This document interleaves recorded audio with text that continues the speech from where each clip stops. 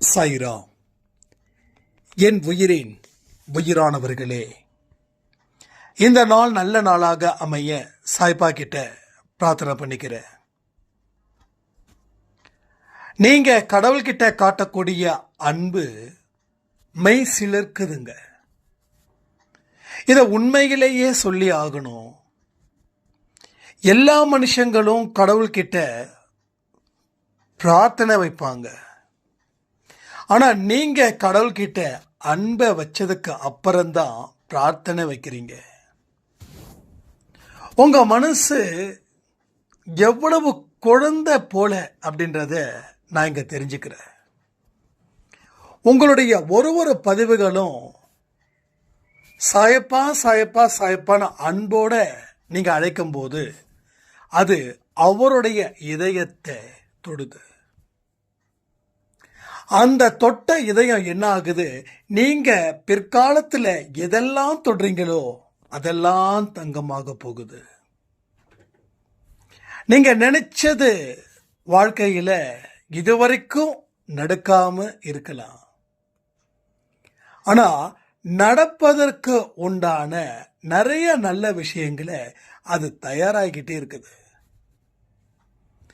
அன்பே சாயில வந்ததுக்கு அப்புறம் என்னோட வாழ்க்கை நிறைய மாற்றத்தை ஏற்படுத்தி இருக்குதுன்னு சொன்னவங்க நிறைய பேர்.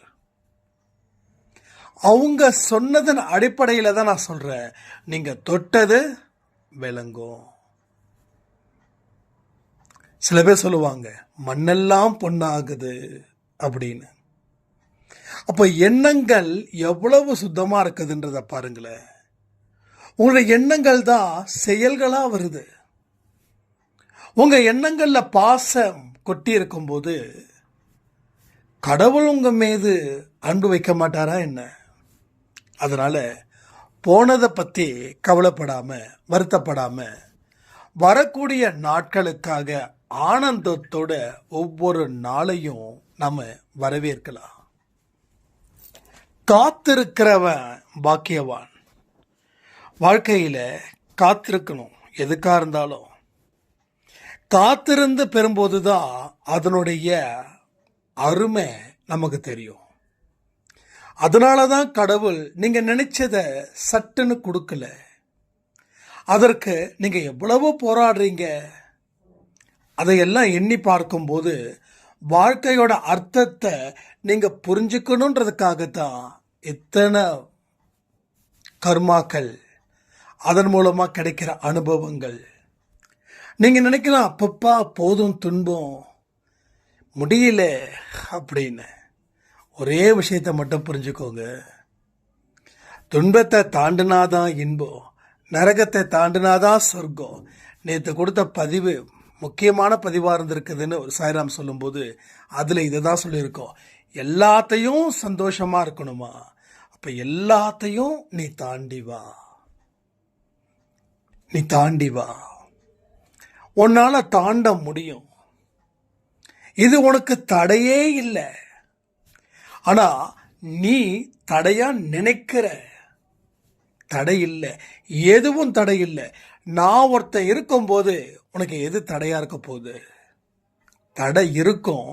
அதை உடைச்சு எறிகிற சக்தியையும் நான் உனக்கு கொடுத்துருக்கேன். அந்த சக்தியை அடிப்படையா வச்சு நீ தகர்த்து எறி. உன் வாழ்க்கை நல்லா இருக்கும். நீ எத்தனை தடைய உடைக்கிறியோ அத்தனை அளவுக்கு நீ புகழ் பெற போற. உன் வாழ்க்கையில உனக்கு எல்லாமே நடக்க போகுது. மற்றவர்களுக்கு வாழ்க்கை ரொம்ப கடினம், ஆனா உங்களுக்கோ வாழ்க்கை ரொம்ப ரொம்ப எளிது. மற்றவர்கள் உன்னை ஆச்சரியமா பார்க்கக்கூடிய காலமும் விரைவில் வரதான் போகுது. ஏன் இந்த கலக்கம்? மயக்கத்துல இருந்து தெளிவு பெறு. உன்னோட கர்மாக்கள் உன்னை ஒன்னும் செய்யாது.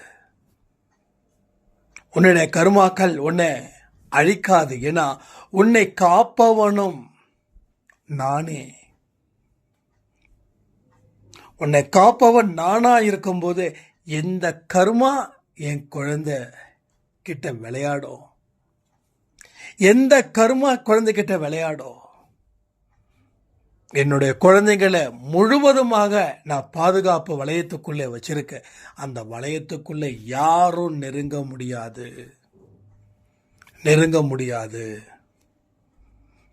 உனக்கு தெரியாத அந்த பாதுகாப்பு வளையம், நீ பாதுகாப்பே இல்லைன்னு நினைக்கிற, அது உண்மை இல்லை.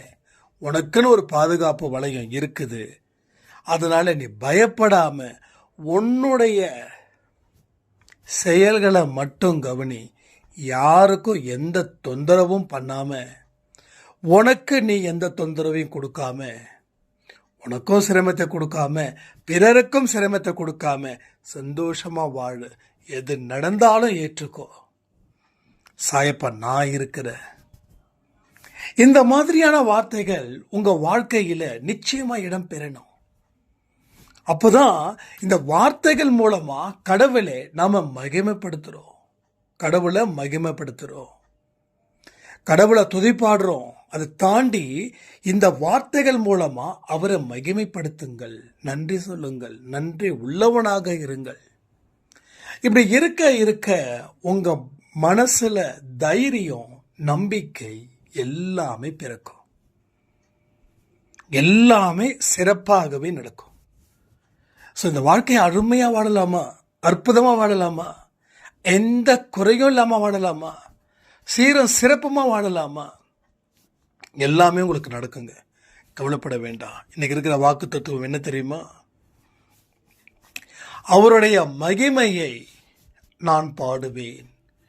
அவர் மகிமையை நான் பாடுவேன். இப்ப நான் சொன்னதெல்லாம் நீங்க அவரோட மகிமையை பேசுறது தான் நான் பாடுறதா சொல்றேன். தினந்தோறும் உங்களுக்கு இந்த மாதிரியான கருத்துக்களை மனதில் வைங்க. ஒவ்வொரு நாளும் விடியற் காலையில் உங்களுக்கு வெற்றி நிச்சயம் சாயின் சத்தியமும் இதே சேனலில் 10 மணிக்கு சக்தி கொடு சாய சக்தி கொடு பிரார்த்தனை நேரமும் இருக்குதுன்னா, அப்போ கடவுள் எந்த அளவுக்கு உங்க மனசுல ஒரு நெருக்கத்தை ஏற்படுத்தி உங்க வாழ்க்கையை பலப்படுத்துறாருன்றதை பாருங்க. இது எல்லாமே செய்யுங்க. நிச்சயமா உங்க வாழ்க்கையில மீண்டும் மிகப்பெரிய மலர்ச்சி ஏற்படும் சொல்லி, இன்னைக்கு யாரெல்லாம் பர்த்டே வெட்டிங் டே செலிப்ரேட் பண்றாங்களோ அத்தனை பேருக்கும் சாய்பாவுடைய அன்பும் ஆசீர்வாதமும் பரிபூரணமா கிடைக்கணும்னு பிரார்த்தனை பண்ணி இந்த பதிவை நான் முடிக்கிறேன். ஜெய் சாய்ராம்.